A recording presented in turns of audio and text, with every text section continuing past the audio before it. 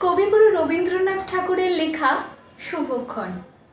ওগো মা, রাজার দুলাল যাবে আজি মোর ঘরেরই সম্মুখ পথে।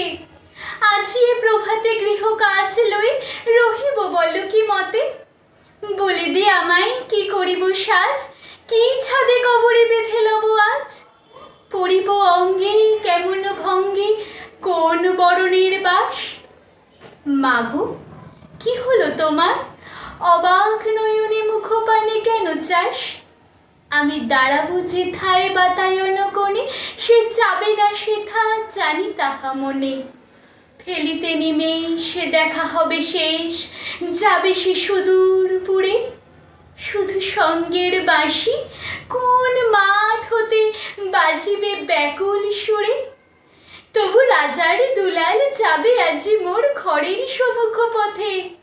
শুধু সে নেমেই সে লাগি না করিয়া বেশ, রহিব বল কি মতে। ওগো মা, রাজার দুলাল গেল চলি মোর ঘরের সম্মুখ পথে। প্রভাতের আলো ঝলিল তাহার স্বর্ণ শিখর রথে। ঘোমটা খসাই বাতায়ন থেকে নিমেষের লাগি নিয়েছি মা দেখে।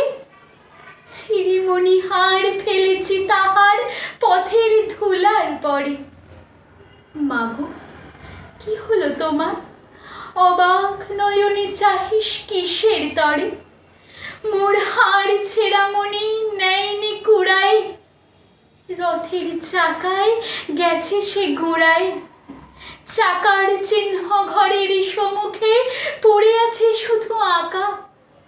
আমি কি দিলেন কারে জানে না সে কেউ, ধুলায় রহিল ঢাকা। তবু রাজার দুলাল গেল চলি মোর ঘরের সম্মুখ পথে। মোর বক্ষের মণি না ফেলিয়া দিয়া, রহিব বল কি মতে।